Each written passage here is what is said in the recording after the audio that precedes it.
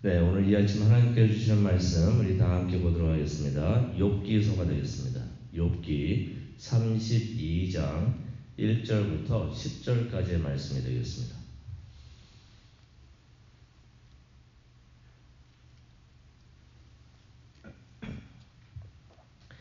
욥기 32장 1절부터 10절까지의 말씀이 되겠습니다.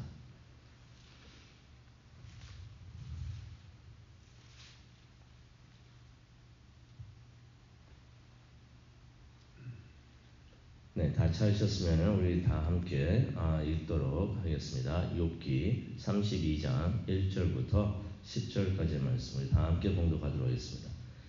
욥이 자신을 의인으로 여김으로 그 세 사람의 말을 그치니 남족석 부스 사람 바라겔의 아들 엘리후가 화를 내니 그가 욥에게 화를 내면 욥이 하나님보다 자기가 의롭다 하며 또 세 친구에게 화를 내면 그들이 능히 대답하지 못하면서도 욥을 정죄함이라.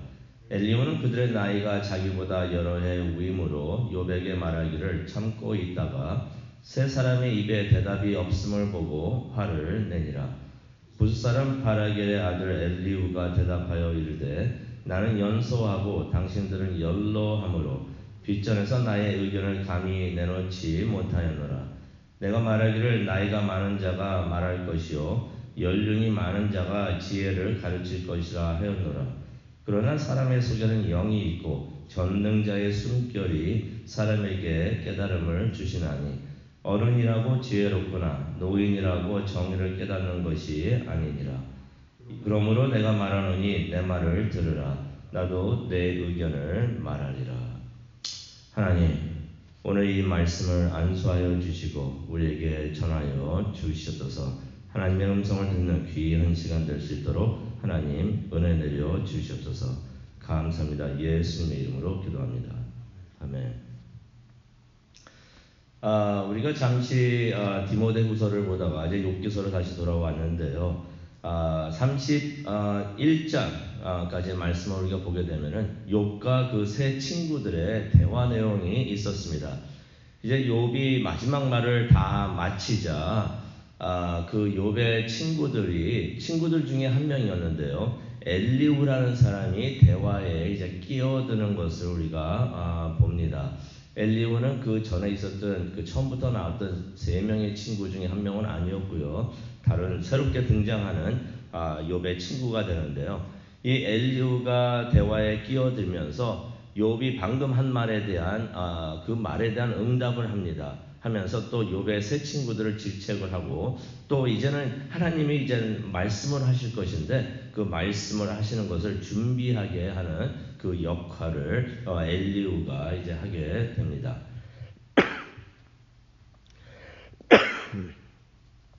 근데 욥이 31절까지도 이제 31장까지도 보게 되면은 말을 하면서 자신은 이제 죄가 없다고 다시 한번 그렇게 말을 합니다.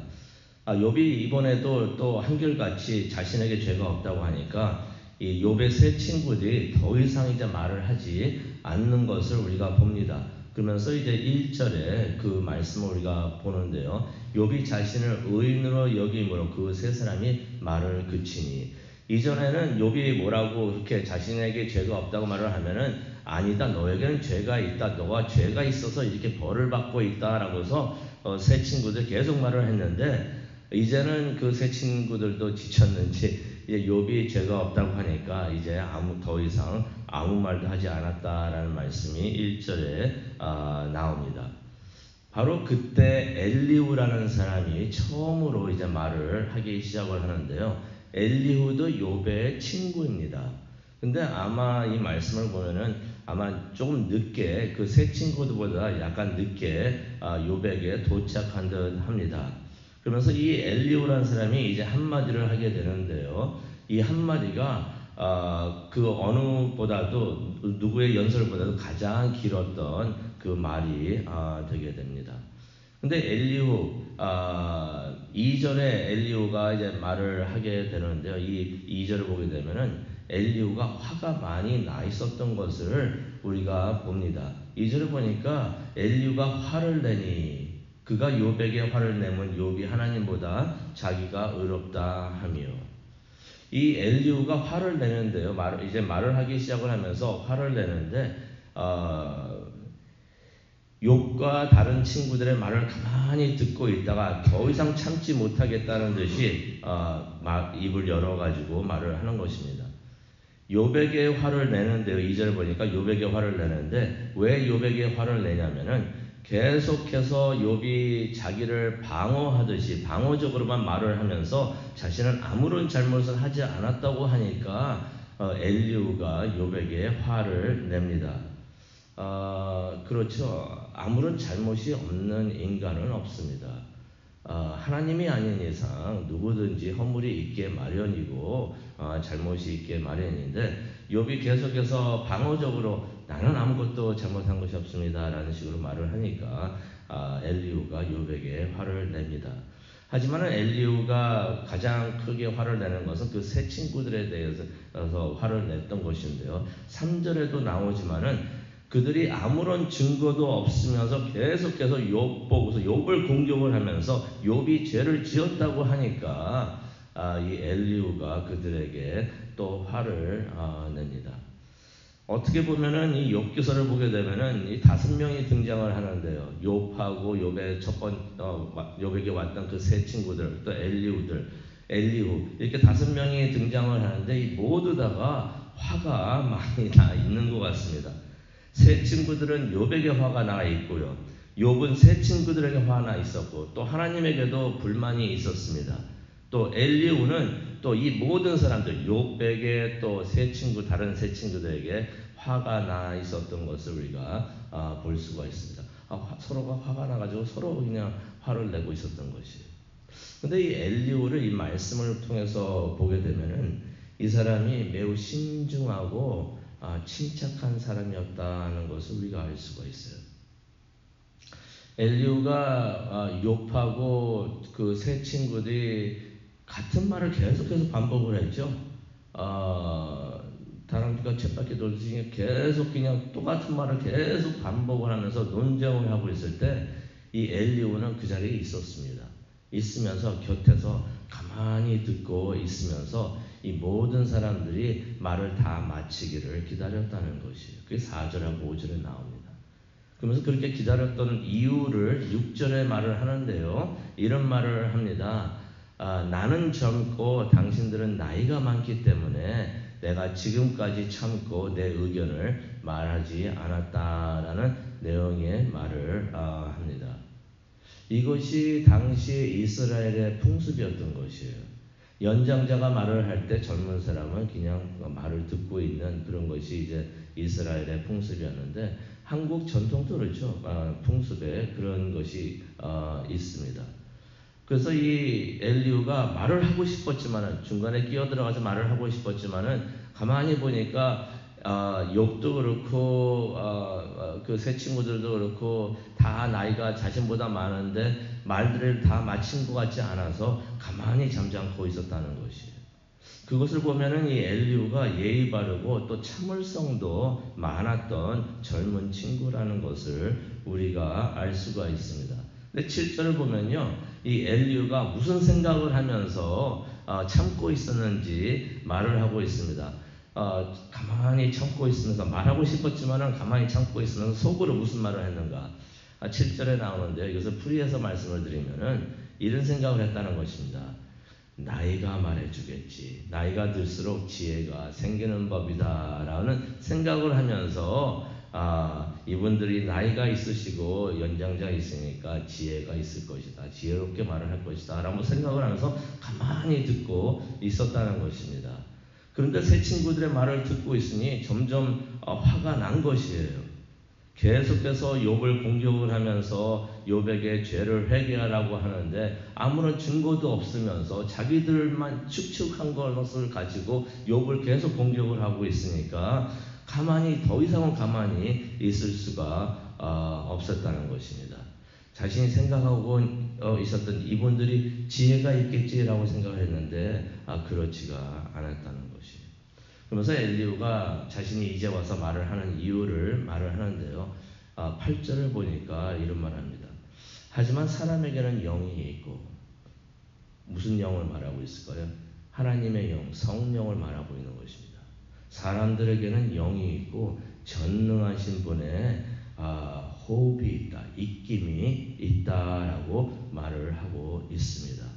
무슨 말이냐면은 모든 하나님의 사람들에게는 성령이 있고, 하나님께서 그 하나님의 사람들에게 입김을 불어 주셔서 하나님께서 성령을 통해서 하나님의 사람들에게 하나님의 지혜를 주신다라는 진리의 말을 엘리후가 여기서 하고 있는 것입니다.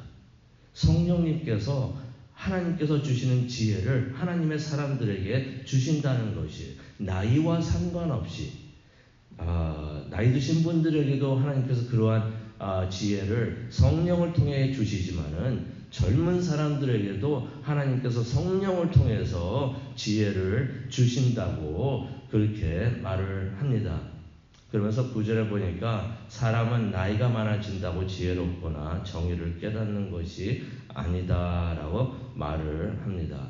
어르신들만이 항상 지혜로운 것이 아니고 젊은이들도 성령님께서 깨달음을 주시면은 지혜로울 수 있다라는 말씀을 하고 있는 것입니다. 그러면서 이제 10절을 보면 엘리후가 그러므로 내 말을 잘 들어보시기 바랍니다 라면서 이제 나도 내 의견을 말하겠습니다 라면서 말을 시작을 합니다. 이것이 이제 엘리후가 이제부터 하는 이 말이 그 누구의 말보다도 가장 길었던 말이 되겠는데, 앞으로 하나님이 하실 그 말씀을 준비하게 하는 그러한 말을, 소중한 말을 엘리후가 하게 됩니다. 오늘 이 말씀을 생각을 하면서 기도하는 시간을 우리가 갖기를 원하는데요, 우리도 엘리후가 말한 것처럼 영적인 사람이 되기를 원합니다. 하나님께서 우리에게 성령을 주셔서 우리가 세상 지식이나 경험을 가지고 내가 지혜롭다라고 생각하는 것이 아니라 성령님께서 우리 안에 들어와 주셔서 하나님께서 하나님의 숨결을, 호흡을, 입김을 우리 안에 불어넣어 주셔서 성령님이 우리 안에 계셔서 그 성령님께서 하나님께서 주시는 그 지혜를 가질 수 있도록 해 주시기를 간절히 바랍니다. 그것을 위해서 기도하는 이 시간이 되기를 원합니다. 엘리후가 그랬던 것처럼 항상 말을 많이 한다고 좋은 것이 아닙니다. 말할 때가 있고 또 잠잠할 때가 있는데 성령님께서 그런 지혜도 주시고 또 성령님께서 우리의 입을 열어가지고 말을 하게 해 주실 때 하나님이 주시는 그 지혜로서 담대히 말을 할 수 있는 우리가 될 수 있도록, 그래서 하나님의 뜻을 선포하는 우리 모두가 되기를 간절히 소망하고 기도합니다. 그것을 위해서 기도하는 우리 모두가 되고 또 그러한 기도 응답을 받는 귀한 자리가 되기를 간절히 축원합니다. 기도하시겠습니다. 사랑과 충만하신 하나님 아버지, 감사합니다. 오늘 이 아침 말씀을 묵상하면서 또 그 말씀을 의지하여서 우리가 하나님과 함께 기도를 하고자 합니다. 우리에게 성령을 부어 주시옵소서. 성령의 기름을 부어 주시옵소서. 그래서 세상 지식이나 경험 때문에 지혜로운 것이 아니라 하나님의 지혜로서 지혜롭고 깨달음을 얻는 우리 모두가 되게 하여 주시옵소서. 그래서 하나님께서 생각하시는 것을 우리가 알 수 있게 하여 주시고, 하나님께서 보시는 것을 우리가 볼 수 있게 하여 주시고, 하나님께서 느끼시는 그 마음을 우리가 깨달을 수 있도록 영적 지혜를 우리에게 주시옵소서. 그것을 나누고 선포할 수 있는 우리 모두가 되게 하나님의 사람들이 될 수 있도록 하나님 지금 우리와 함께 하여 주시고 은혜 내려 주시옵소서. 감사합니다. 예수님의 이름으로 기도합니다.